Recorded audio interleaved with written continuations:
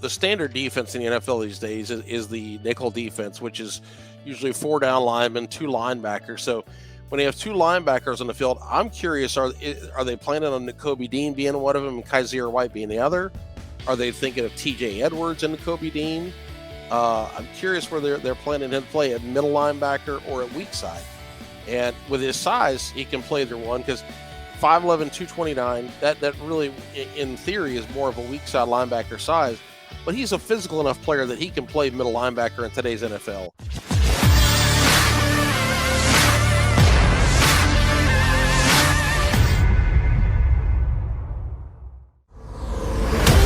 You got McMullen and McDonald, your Mac guys here on Birds 365 on a waiting Wednesday, waiting for the season to come around and waiting for 12:15 because here on the JAKIB Media YouTube channel, Howie Roseman's going to be jumping aboard with Rob Ellis, D. Gunn, and Barrett Brooks later today.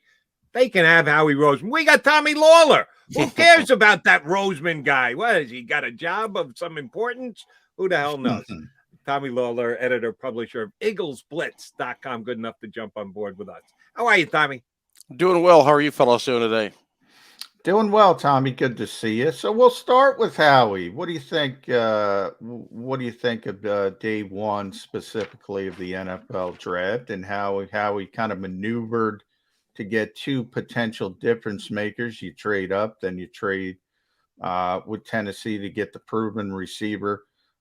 What were your thoughts about how he juggled those 2 pretty difficult balls in getting those things done? Well, initially, I really wanted him to sit at 15 and see if either Jordan Davis or Kyle Hamilton would get there because I hated to give up the resources to move up. But when you looked at it, Jordan Davis was a guy that obviously Kyle Hamilton's a very good safety. But we just you don't know how much of an impact the safety is going to make in the defense that we're running right now.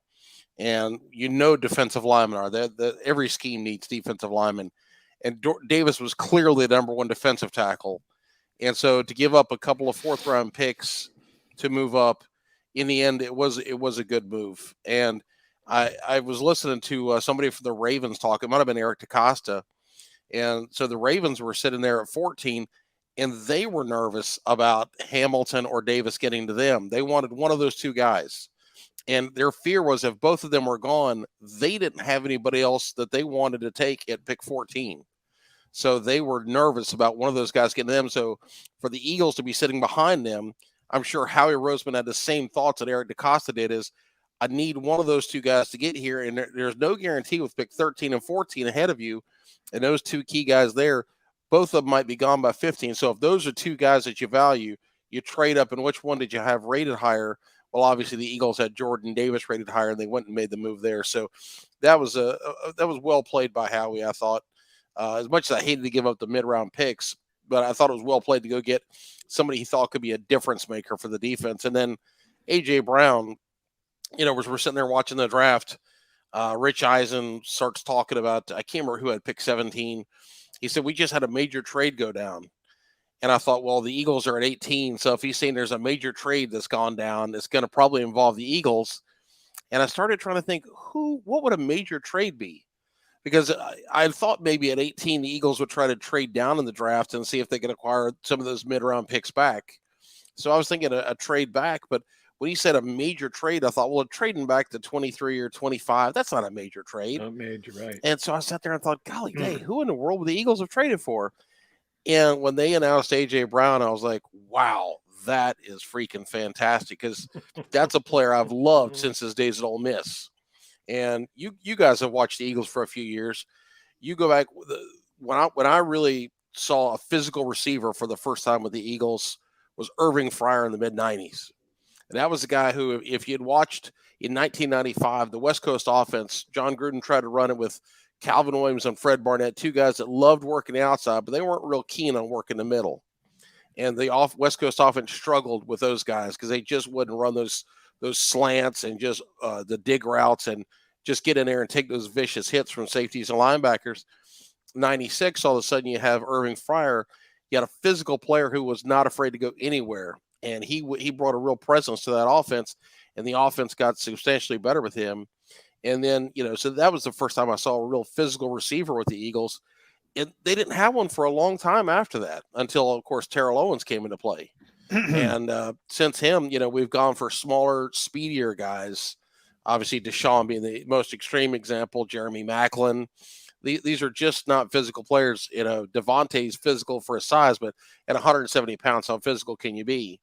And so to me, adding a big, tough physical guy, I was excited by that because I've loved watching guys like Anquan Bolden, Debo Samuel. I loved watching AJ in Tennessee. I love guys that can outmuscle a corner, fight for a ball. Even if they're covered, they can battle through that with their strength and their toughness, make a catch, and make wasn't those plays. JJ Arcega-Whiteside, Tommy. I will give the short window to Alshon Jeffrey. He was that for a very short. Yeah, window. That's a fair point. Yeah, yeah. He for when he was healthy and locked in and good there, he gave us that 1 year of 2017. But for so long, we've just had more finesse receivers. And that's fine. You don't have to have physical guys. That's just something I've always loved. I've loved those. Anquan Bolt's one of my favorite all-time players. So to get somebody who's got that kind of 220-pound thick build, who catches the football and it can make plays after the catch, that's what this offense has been lacking in recent years. So adding that guy in, I think, is going to be a big help for Jalen Hurts. It's funny that you went there because last week on the show, John and I were talking about, I think he wrote it in a column on Philly Voice. I know he said it here on Birds 365. The combination of Devontae Smith and A.J. Brown might be the best, most talented duo the Eagles have had at wide receiver since a long time ago. I went back to Irving Fryer and Christy Jones. Yeah. And John laughed at my Christy Jones reference, but get the point. I'm with you, Tommy. I was a huge Irving Fryer fan, but they do have a chance to have a outstanding duo on the outside next year. Back to the draft thing that you were talking about, the Ravens, and they were worried that it wasn't going to get down to them. Well, the reason that both the Eagles and the Ravens had to be worried is because the Commanders could have taken someone at 13, and they chose to trade out of that position and traded down and got a couple of day 3 picks for the Eagles for their design. How badly do you think they screwed up? Well, and honestly, the draft is different to every team every year. And what are your goals going in? And the Eagles have a pretty solid roster. I mean, they just went 9-8 last year. I heard you guys talking about should they really be 9-7 since they didn't play anybody in a final game. They were a solid team last year, and so they didn't need a ton of bodies. What they needed was guys that were difference makers. And so to them, as much as I would have valued having the 4th round picks, to them getting a difference maker like Jordan Davis was more valuable. But if you've got an older team, or if you've got a young coaching staff and you're trying to bring in a bunch of bodies, maybe you need a volume draft and you need a bunch of picks. Or if you've just lost to guys in free agency, the Ravens, for instance, they loaded up on 4th round picks, but I think they had 6 4th round picks. Yeah, 6. They've lost a bunch of guys to free agency, and they knew that if they're going to pay Lamar Jackson big money coming up, they've got to be able to have some young players that they can pay cheap. So they loaded up on mid-round picks by design. That's something they wanted. Well, the Eagles, they loved having those resources, and it would have been great to have a 4th round pick to use on a running back or a safety.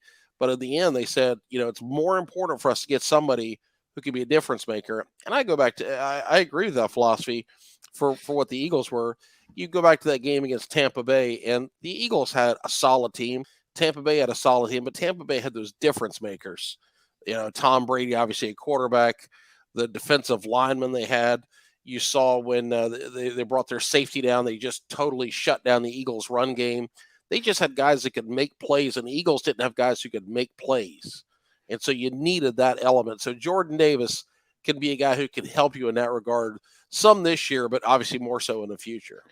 There is a little bit of a give and take, as you mentioned, Tommy. You used the word I use all the time, and that's volume. So your volume went down from 10 picks to 5, and you do get the difference makers, but you don't have the ability to go fill in those holes. Day 3, we all thought they were going to take a running back, for instance, Sure. with Jordan Howard. Corner being most obvious, safety, very obvious.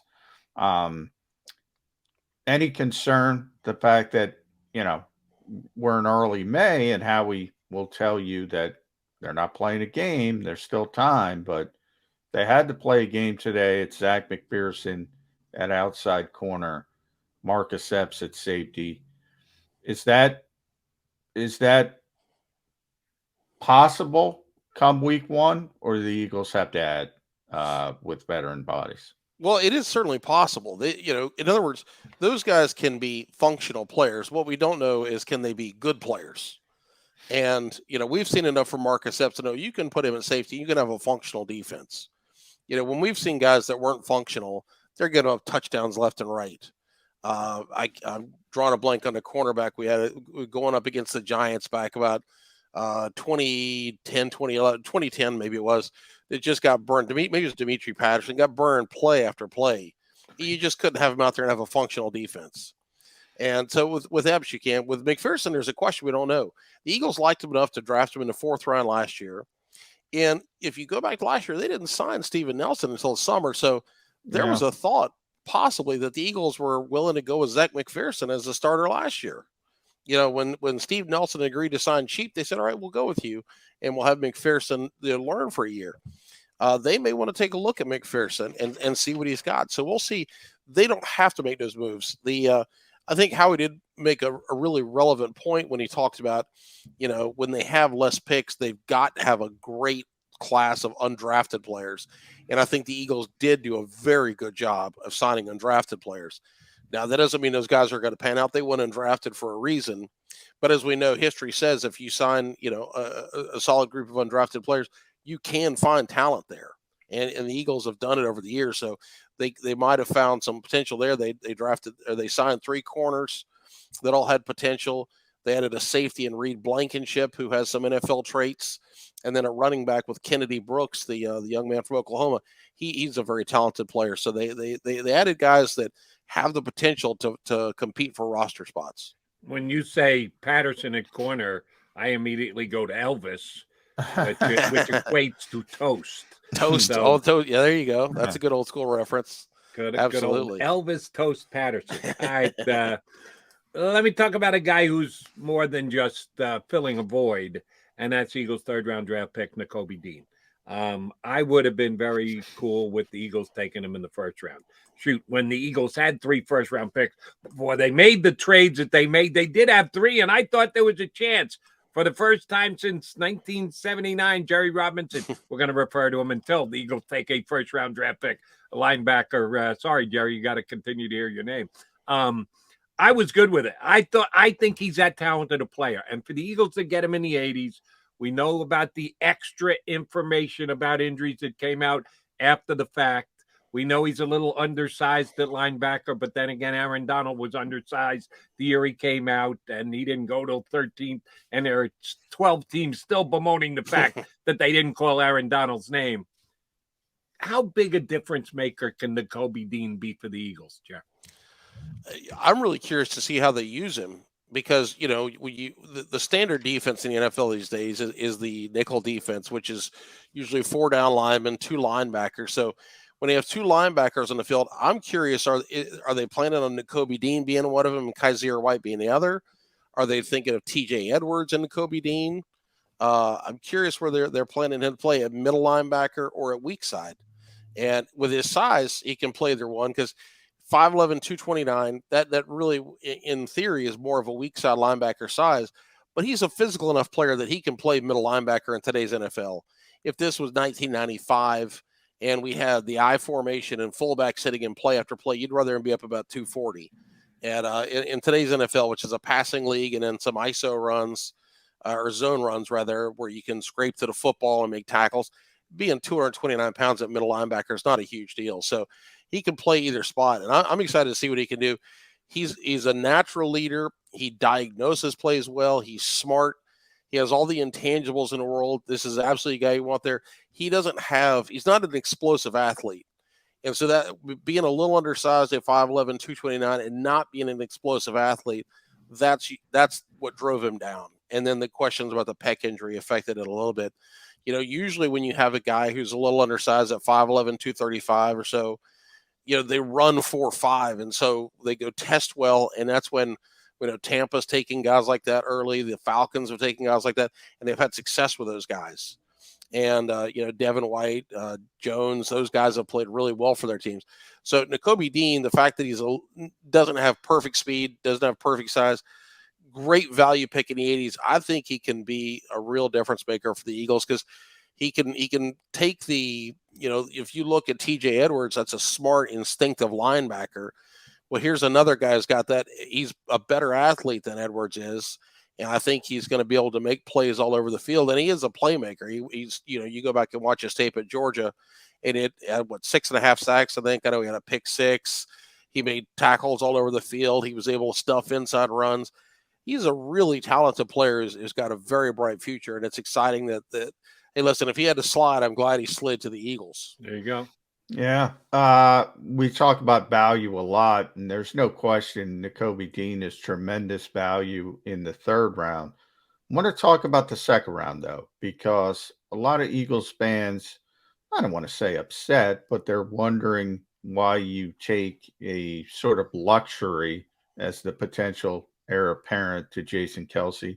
Now, you go back to 2020, Jalen Hurts was the 2nd round pick, and people said, well, why are you drafting a quarterback when you have Carson Wentz and you paid him all this money, and all of a sudden Jalen Hurts is your starting quarterback? You go back to 2021, and the Eagles take an injury potential issue and Landon Dickerson. People are questioning, why are you bothering with that? You have immediate needs. Turns out Landon Dickerson, pretty good, pretty early, stayed healthy, and we'll see if that will continue long term.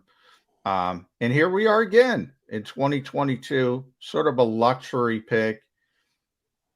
Today's luxury, though, could be tomorrow's need. Any issues with Cam Jurgens at 51 overall? Well, let me say this. I love Cam Jurgens, the prospect.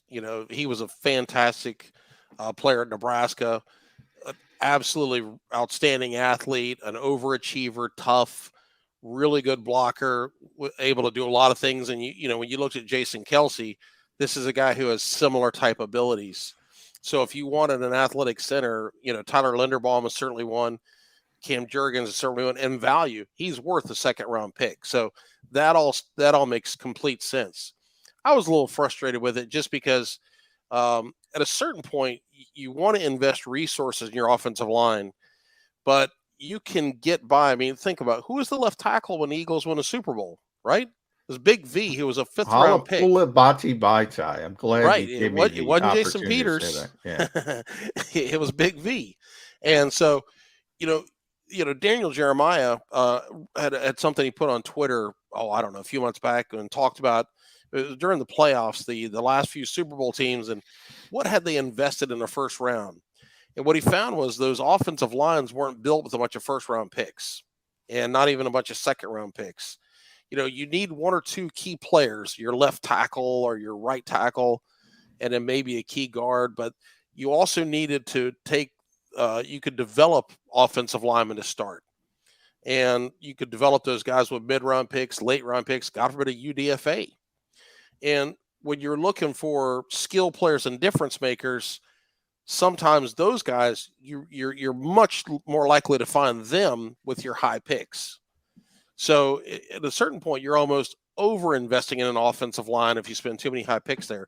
That was my concern with Cam Jurgens, is the Eagles haven't invested the picks they have in recent years to build up the line.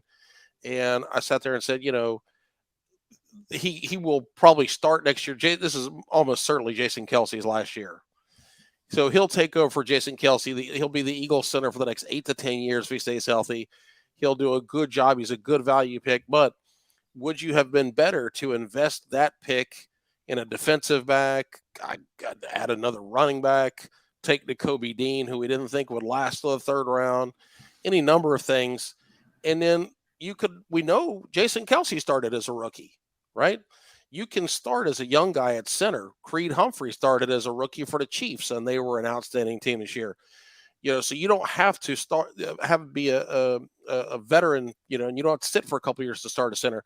And we know if you look back in Eagles history, Hank Fraley was an undrafted player the Eagles brought over from the Steelers practice squad, sat for a year and started for the Eagles. Jamal Jackson was a guy that was on the Eagles practice squad, so he was a young guy that, again, was an undrafted player that the Eagles turned into a starting center for several years. So you can find centers throughout the draft. Now, would those guys have been as good as Juergens? No. But the question is, and luxury is a good word, is taking Juergens a luxury so that you go from a star center in Jason Kelce to a star center in Cam Juergens? Is that a necessity or is that a luxury? And in a certain sense, it is a luxury. Howie always talks about how the Eagles believe in building their offensive line. That's all well and good, but at a certain point, you have to be careful. Am I investing too much there? And am I missing out on, again, we watched that secondary last year at a certain point was giving up 80% completions. The secondary needed some help. So yeah, we're building up the offensive line, but what are we going to do about the secondary? These are legit questions. Andre Sachere to the rescue. Let's go a little optimistic here. Season ends. We all get to evaluate the Jalen Hurts season. The only quarterback in the league he needs to take a backseat to in running the football is Lamar Jackson. That's a major value-added trait that he has. Passing needs improvement. The area of the passing needs improvement most, accuracy. Wasn't nearly as accurate as he needs to be if he's going to be a going forward franchise quarterback for the Philadelphia Eagles. Assuming improved accuracy for Jalen Hurts, cross your fingers, Eagle fans, will it be mostly because natural, second year as a starter, everybody gets better the more they do it, experience and the like? Will it be because of the work he's done this offseason with former major league pitchers as his coaches out there on the West Coast in California? Or will it because they added a guy like A.J. Brown, who Tommy Lawlor tells us, you need a big guy who's not afraid to go over the middle, catch the ball, and hold on to the ball? It's probably a combination of all three, but which one would you put on the top of the list? Experience more than anything. There's no question. Yeah, and if you go back and look at Donovan McNabb, in 1999, he started, I think, 6 games. Then in 2000, a lot of people forget, Donovan McNabb was the NFL MVP, the runner-up for the MVP in 2000. But the passing game, you had Charles Johnson and Torrance Small. The passing game was not good. Doing the pinky dance, if you didn't pick up on that. That's a Todd Pinkston reference. He was a rookie there, and he only caught 10 passes as a rookie, so he wasn't on the field much. And then in 2001, so Donovan at that point was in his third year. He had started a full season, but in 2000 he ran around and made play with his legs. And then in 2001, the passing game started to really come alive, and the receivers got a little bit better. Pinkston emerged as an effective starter. They brought in James Thrash, and James Thrash actually had a good season in 2001. And they started to show some progress as a passing offense because McNabb became more accurate. He trusted his receivers. He understood the offense. He understood defenses better. And I think you'll see the same things out of Jalen Hurts, where he started four games as a rookie. Then last year he started most of the season. And now he's transitioning to his third year. He's going to know the offense better. He's going to know defenses. He's going to have better receivers. One of the keys is, as we were talking pre-draft, there was a lot of talk about would the Eagles get one of these explosive receivers. If you go back and watch, the deep ball from Jalen Hurts was not great last year. The place that he needs to make, and the Eagles offense needs help, is making plays after the catch. So let's throw those slants and digs, and let's throw a short pass that's more high percentage, and then let's make plays after the catch. And we know Nick Sirianni is a big believer in that. A.J. Brown can make a huge impact there, because if you put the ball anywhere near him, he's going to catch it. And then that's when the play starts for him, is when it's in his hands. So he can start making plays, and that can lead to offensive efficiency and offensive improvement there from just run after the catch. So I think there'll be a variety of things that come together that make the Eagles passing offense and Jalen Hurts more effective this year. He is Tommy Lawlor. You can follow him on Twitter at Lawlor NFL. Read him at Iggles Blitz, Iggles, Blitz.com, scoutsnotebook.com. Tommy, I see you wrote, I'll leave you here with this, my last one. I saw you wrote about the Eagles rebuilding their personnel department. We know Matt Russell, the latest addition coming back, former national scout for the Eagles back in the day, had been John Elway's right-hand man in Denver, played at the university. Great linebacker, by the way, Matt Russell back in the day. A lot of attrition, we know, and Howie Roseman's going to be on the JAKIB Media YouTube network today at 12:15, so everybody stay tuned for that. It's a good thing, I would think, when other organizations covet your people. It indicates, they think they're trained well, they think they're ready. It's kind of something that it's difficult to gauge when you lose an Ian Cunningham, a Brandon Brown, a Catherine Raish, and you bring in Charles Walls and Matt Russell. We'll see who else. But how do you frame these changes and all the upheaval in the personnel department for the Eagles? Well, people are getting promotions, so that's a good thing. If they were leaving because they weren't happy, then you'd have a problem. So Howie's hired well and he's trained well, and there's no question Howie knows how to run a front office. You look at his ability to work with a cap, and that's not so much him as the cap staff that he's assembled for the Eagles. They know how to structure contracts wisely. With trades, he knows how to trade with all of the other 31 teams. He's worked out trades involving the draft, involving players. So he knows how to run a front office. There's a lot to learn from him. I'm sure Joe Douglas would tell you, being in Baltimore, he learned a lot about how to run a draft, but being in Philadelphia and working for Howie, you learn another side of things. So there's a lot of value to coming to Philadelphia. You're a victim of your own success, just like teams that draft well and they can't re-sign all their players and those players leave in free agency. It's the same thing. You're a victim of your own success. And I think Howie bringing in, Charles Walls, who we've heard reported, it's not official, from Cleveland would be a good hire. Matt Russell's an interesting hire.